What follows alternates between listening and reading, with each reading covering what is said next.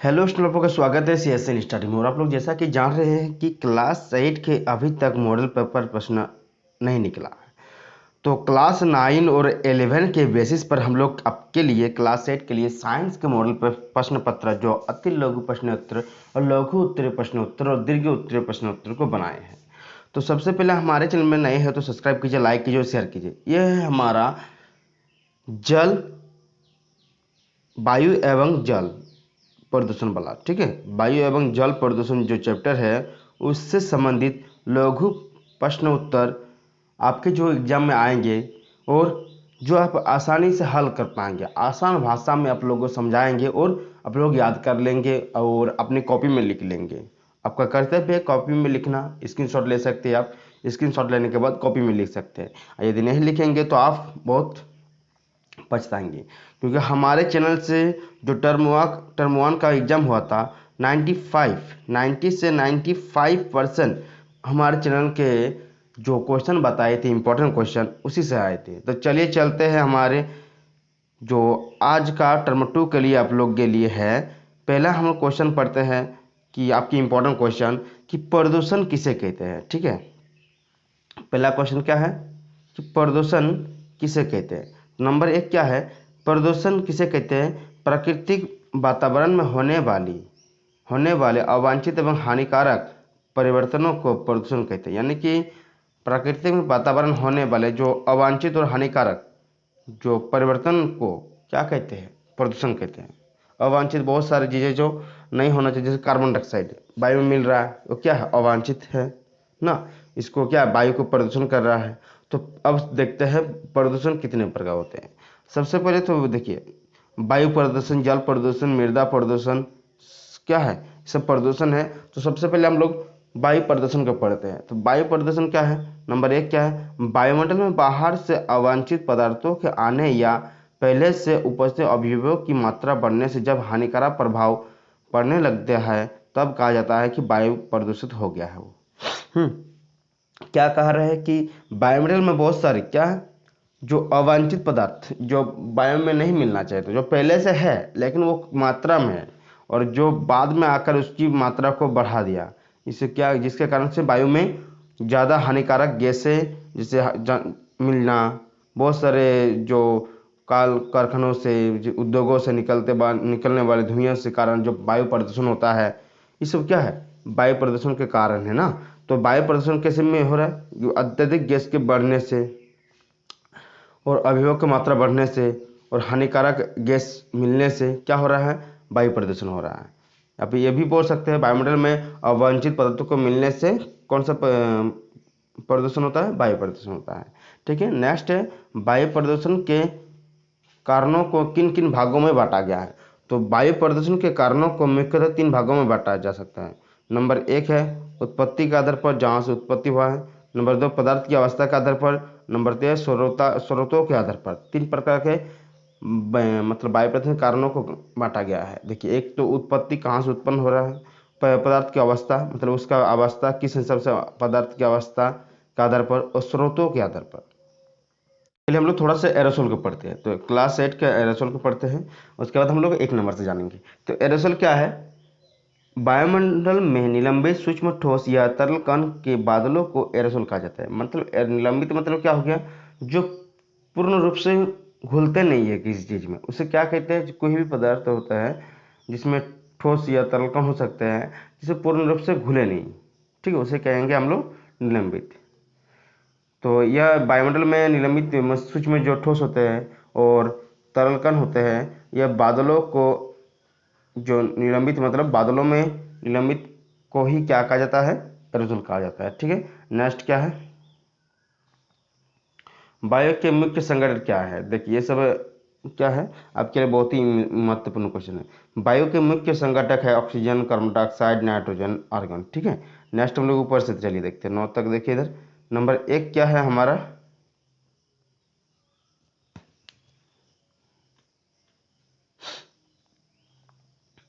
विश्व तापन क्या है?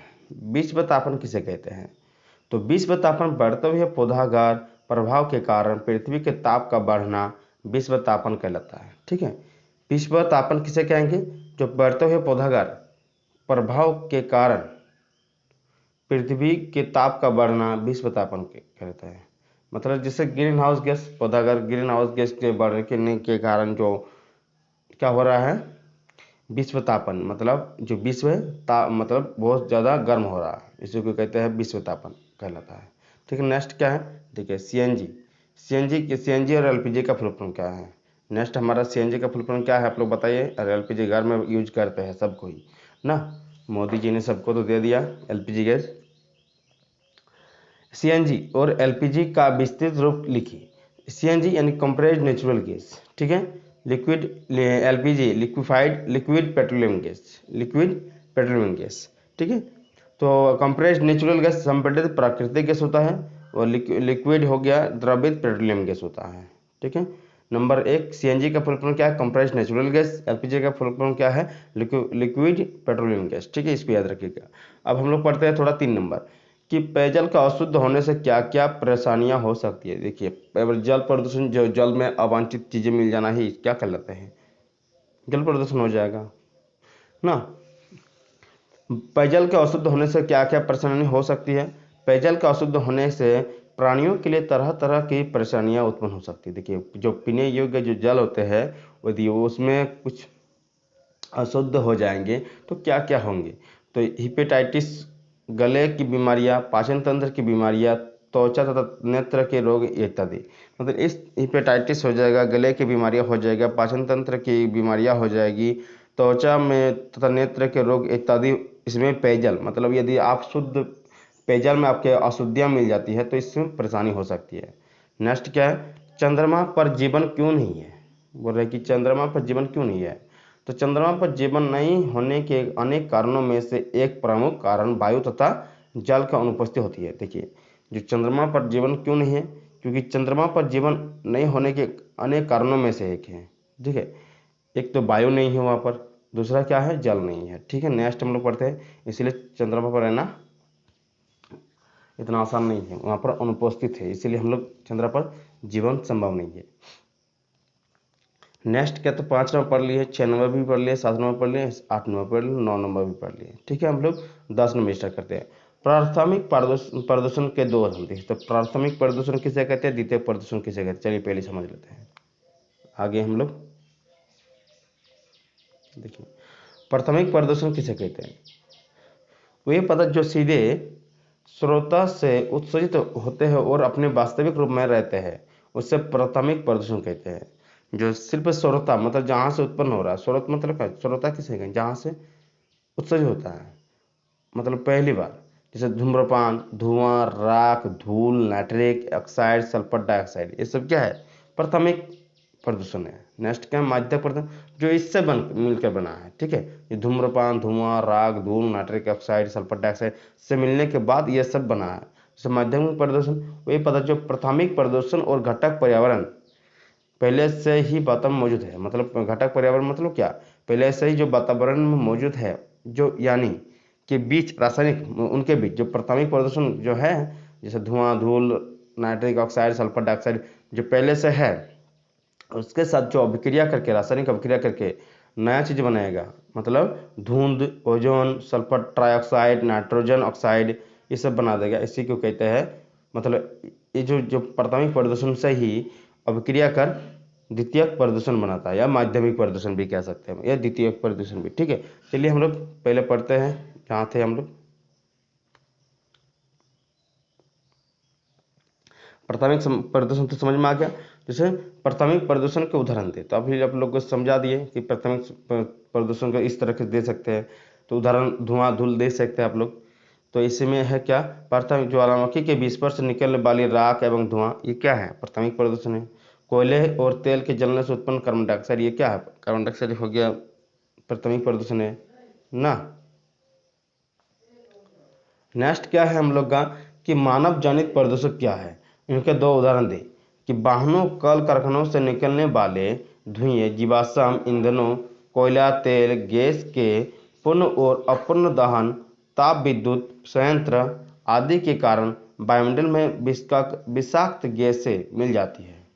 वाष्पशील, कार्बनिक, यौगिक आदि भी गंभीर वायु प्रदूषक है। जैसे मानव जनित प्रदूषक क्या, हम्म? जो मानव मतलब कल कारखाना किसने बनाया? मानव ने बनाया ना, जिसके कारण से क्या हो रहा है, पर्यावरण का दूषित हो रहा है। बहुत सारे जो वाष्पशील कार्बनिक यौगिक आदि भी गंभीर वायु प्रदूषक है, जैसे धुआं, धूल के कारण विभिन्न गैस, यह इनके क्या है, मानव जनित प्रदूषक क्या है, तो मानव जनित प्रदूषक है ना। इतना जैसे पहले मात्रा के कोयला, तेल, गैस को खोद कर निकल कर इसे क्या कर रहे हैं हम लोग, जला रहे हैं, तो ये क्या है, इससे प्रदूषण हो रहा है, तो मानव जनित प्रदूषक है कि नहीं। धुआं, धूल के कण, विभिन्न गैस है, ये सब क्या है, मानव जनित प्रदूषक है, मतलब मानव द्वारा किया जा रहा है प्रदूषण। कार्बन मोनोऑक्साइड गैस क्यों नुकसानदेह है? तो कार्बन मोनोऑक्साइड गैस क्यों नुकसानदेह है? कार्बन मोनोऑक्साइड गैस एक विषैली गैस है। क्या गैस है? विषैली गैस है, जो श्वास के द्वारा शरीर में पहुंचती है, हमारे शरीर में पहुंचती है, मतलब श्वसन प्रक्रिया के द्वारा, मतलब जो सांस लेते हैं तब हम लोग, यह रक्त में ऑक्सीजन ढोने की क्षमता को कम करते हैं। हमारे शरीर में जो रक्त जो ढोने मतलब एक जगह से दूसरी जगह जो रक्त प्रवाह होती है, उसको क्षमता को कम कर देती है। ऑक्सीजन की कमी शरीर के लिए घातक हो सकती है। यदि ऑक्सीजन की कमी हो जाएगी हमारे लिए बहुत ही घातक है, क्योंकि हम लोग क्या लेते हैं, ऑक्सीजन। ऑक्सीजन की वजह से हम लोग, रक्त का प्रवाह होता है, रक्त में जाकर हमारा जो ऊर्जा बनता है ऑक्सीजन के कारण ही बनता है ना। अधिक मात्रा में कार्बन मोनोऑक्साइड को ग्रहण करने से मनुष्य की मृत्यु भी हो सकती है। देखिए, अधिक मात्रा में यदि कार्बन, जो हमारे चीज़ हमारे शरीर के लिए आवश्यक नहीं है, उसको हम लोग ग्रहण करेंगे तो क्या होंगे, मरेंगे कि नहीं ना। इसको लिख लीजिएगा आप लोग थोड़ा सा, ठीक है। नेक्स्ट क्या है हम लोग का, 13 नंबर, निम्नलिखित प्रदूषक किस प्रकार के हैं? तो देखिए, रासायनिक फ्यूम। रासायनिक फ्यूम तो क्या है, यह है प्राथमिक प्रदूषक। सल्फर ट्राइऑक्साइड क्या है, मतलब एक बार यह ऑक्साइड द्वितीयक प्रदूषक है, याद रखिएगा। सल्फर ट्राइऑक्साइड क्या है, द्वितीयक प्रदूषक। कोहरा क्या है, द्वितीयक प्रदूषक है। परागकण क्या है, तो परागकण भी प्राकृतिक प्रदूषक है। परागकण क्या है, ये प्राकृतिक प्रदूषक है, ठीक है, प्राकृतिक, प्राथमिक नहीं, प्राकृतिक परागकण। विश्व तापन क्यों हो रहा है, इससे क्या हानियां हैं? तो देखिए, विश्व तापन क्यों हो रहा है, ग्लोबल वार्मिंग, इससे ना। तो कार्बन ऑक्साइड के निरंतर वृद्धि से पौधाघर या ग्रीन हाउस या विश्व तापमान में वृद्धि हो रही है। ग्रीन हाउस गैस में क्या हो रही है, वृद्धि हो रही है। इसके कारण ध्रुवीय हिमखंडों का पिघलना, समुद्र के जल स्तर में वृद्धि, जलवायु परिवर्तन आदि समस्या उत्पन्न हो रही है। बहुत सारे जगह में जो हमारे अभी देखिएगा न्यूज में, जहाँ जहाँ बड़े बड़े चट्टान थे, इसीलिए इतना गर्मी बढ़ रही है। देखिएगा बहुत, झारखंड में कितना 40 डिग्री तक समय, मतलब 40 डिग्री से पार हो रहा है अब, इतना गर्मी के दिनों में इतना ज़्यादा गर्मी बढ़ रहा है, क्योंकि जो हिम जो थे, यानी कि जो बर्फ़ के बड़े बड़े जो हिमखंड थे, वो क्या हो गया, पिघलना शुरू हो गया, जिसके कारण से पृथ्वी का क्या होगा, तापमान तो बढ़ेगा ही ना। क्योंकि अभी पेड़ भी हम लोग काट रहे हैं ज़्यादातर, मतलब ज़्यादातर हम लोग गाड़ी का यूज कर रहे हैं, कल कारखानों से जो निकलने वाली धुआं है उससे क्या मतलब वायुमंडल को बहुत ज़्यादा प्रभावित कर रहा है, ठीक है। नेक्स्ट क्या है हम लोग का, कि सल्फर के ऑक्साइड प्रदूषण को कैसे बढ़ा देता है। तो देखिए, सल्फर के ऑक्साइड, सल्फर डाइऑक्साइड गैस को श्वास ग्रहण करने से दमा, क्या होता है, दमा, दमा रोग हो जाता है। यदि हम लोग श्वास में सल्फर डाइऑक्साइड को ग्रहण करेंगे तो दमा या ब्रोंकाइटिस जैसी बीमारी होती हैं। ब्रोंकाइटिस बीमारी जैसा बीमारियाँ होती हैं। यह गैस फेफड़ों को स्थायी रूप से क्षतिग्रस्त भी कर सकती है। जो हमारे फेफड़े होते हैं उसको भी क्या कर सकते हैं, क्षतिग्रस्त, मतलब उसको नुकसान पहुंचा सकते हैं। सल्फर के ऑक्साइड वायुमंडल में उपस्थित जलवाष्प से मिलकर सल्फर के अम्लों का निर्माण करते हैं। देखिए, ये जो है सल्फर के प्रदूषण जो जलवाष्प में मिलने के बाद, जो वायुमंडल में जलवाष्प होते हैं उसके मिलने के बाद अम्ल का निर्माण करती है। यह वर्षा जल के साथ मिलकर अम्ल वर्षा का रूप ले लेता है। यदि इसमें क्या होता है, ये वर्षा के जल के साथ रिएक्शन करके अम्ल वर्षा का निर्माण करते हैं। ओजोन परत के क्षय से क्या नुकसान हो सकता है। देखिए, ओजोन परत का क्षय, ओजोन परत के क्षय से मनुष्य में त्वचा कैंसर, मोतियाबिंद आदि रोग उत्पन्न होती है। इससे प्रकाश संश्लेषण की प्रक्रिया भी बुरी तरह प्रभावित होती है। तो ओजोन परत किसे है, हमारे वायुमंडल में जो 15,000 किलोमीटर के ऊपर से मिलता है, ठीक है। यह जो होता है ओजोन परत, O3 क्या है, ऑक्सीजन का ही रूप है, होता है। और यह जो होते हैं ओजोन परत वायुमंडल में पाए जाते हैं, ठीक है। यह हमारे जो सूर्य से आने वाले हानिकारक किरण होते हैं उसको रोकता है। यदि वही क्षति हो जाएगा तो हमें त्वचा कैंसर होगा, मोतियाबिंद होगा और बहुत सारे रोग हैं जो ओजोन परत के, क्योंकि जो हानिकारक गैस मतलब किरण होते हैं सूर्य के, वो आसानी से आ जाएंगे वायुमंडल में और हमें क्या करेंगे, प्रभावित करेंगे। ठीक है। लेड यानी कि शीशा से क्या नुकसान है? यदि लेड यानी शीशा पेट्रोल, डीजल, लेड बैटरियां बाल रंगने के उत्पादों में पाया जाता है। देखिए लेड जो है पेट्रोल में पाया जाता है, डीजल में पाया जाता है, लेड बैटरियां में पाया जाता है, बाल रंगने के उत्पादों में पाया जाता है। यह कैंसर और पाचन संबंधी बीमारियों उत्पन्न कर सकता है। ठीक है। यह क्या कर सकता है? जो पाचन हमारे शरीर में पाचन और कैंसर जैसी बीमारी, पाचन संबंधित बीमारियां। ठीक है। नेक्स्ट क्या है? पाचन, जो हमारे शरीर के जो खाते हैं उसको पचेंगे नहीं, बहुत सारी बीमारी हो जाएंगी, कैंसर हो जाएंगे, मतलब इसके उत्पन्न कर सकता है, रंगने के उत्पादों में पाया जाता है, हमारे शरीर को नुकसान पहुंचाता है। संगमरमर का कैंसर से क्या तात्पर्य है? देखिए अम्ल वर्षा के कारण संगमरमर का कैंसर, देखिए संगमरमर में कैसे कैंसर हो रहा है?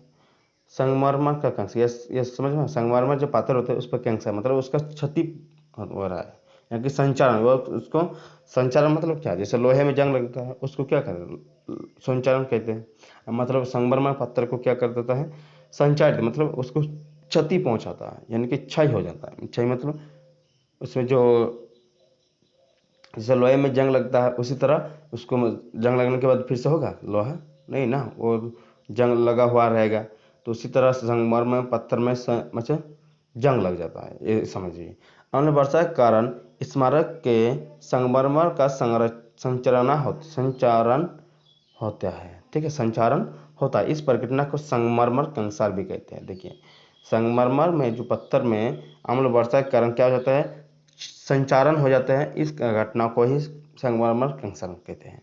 कौन सी गैस हरित गृह प्रभाव या ग्रीन हाउस प्रभाव वृद्धि के लिए जिम्मेवार है? तो वो है कार्बन डाइऑक्साइड। ठीक है, जो कार्बन डाइऑक्साइड ज़्यादा बढ़ने से ग्रीन हाउस प्रभाव बढ़ रहा है।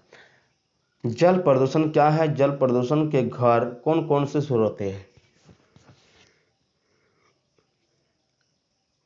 तो हमारे पास क्वेश्चन है कि जल प्रदूषण क्या है। तो हम लोग जानते हैं कि जल में अवांछित या जो बहुत सारे जैविक या अजीब घटक मिलने के कारण क्या होते हैं? जल को प्रदूषण करता है। तो उसी को थोड़ा सा इसमें लिखा है, जल में अवांछनीय जैविक या अजैविक पदार्थों के मिलने के कारण इसकी गुणवत्ता में गिरावट आने को जल प्रदूषण कहता है। जो जल की गुणवत्ता होती है उससे मतलब खराब हो जाते हैं। जैसे प्लास्टिक बहा देना, नालों से उसको मतलब नालियों से जोड़ देना। जैसे नदी है, नदी का पानी साफ था लेकिन हम लोग क्या किए, नाला जोड़कर उसमें, उसके बाद मलमूत्र, जो उसके बाद क्या हो गया, प्लास्टिक कचरा फेंक फेंक कर इसको जल को क्या कर देते हैं हम लोग, उसको प्रदूषण कर देते हैं, मतलब उसकी गुणवत्ता में कमी ला देते हैं, वो खराब कर देते हैं। इसी को क्या कहते हैं? जल प्रदूषण कहते हैं। तो जल प्रदूषण के स्रोत हो गया औद्योगिक अपशिष्ट, घरेलू बाहित माल, जल के कृषि रसायन। हाँ, घरेलू बाहित माल, जल मल जल होता है, जो कृषि रसायन, औद्योगिक अपशिष्ट मतलब जो जो क्या बोलेंगे, कारखानों से निकलने वाले अपशिष्ट पदार्थ जो जो कारखानों के में यूज नहीं होता उसको हम लोग जल में बहा देते हैं, जिसके कारण से क्या हो जाते हैं? जल को प्रदूषण करता है और बहुत ज़्यादा प्रदूषण करता है। लास्ट और आखिरी क्वेश्चन है हमारा, इसके बाद तो जो समझाए थे प्राथमिक और द्वितीय वाला है। तो सबसे पहले हम लोग घरेलू बाहित मल जल के में प्राय कौन कौन से अवशिष्ट पदार्थ मिले होते हैं? तो घरेलू बाहित मल जल में कौन कौन से पाए जाते हैं? अवशिष्ट पदार्थ पाए जाते हैं। देखिए घरेलू बाहित मल जल में जो मल जल होता है, घरेलू बाहित मल जल में होता है, प्राय घरों की गंदगियाँ होती है, मनुष्य तथा अन्य जीवों के मलमूत्र होते हैं, अपशिष्ट खाद्य पदार्थ होते हैं, प्लास्टिक आदि को नालियों में बहा दिया जाता है। जो प्लास्टिक होता है घर के यूज के लिए दुकान से लाते हैं हम लोग, उसको कहाँ क्या करते हैं, एक बार यूज करने के बाद नाली में फेंक देते हैं। इस तरह नहीं करिए अपने सामान। देखिए दुकान में जाएंगे तो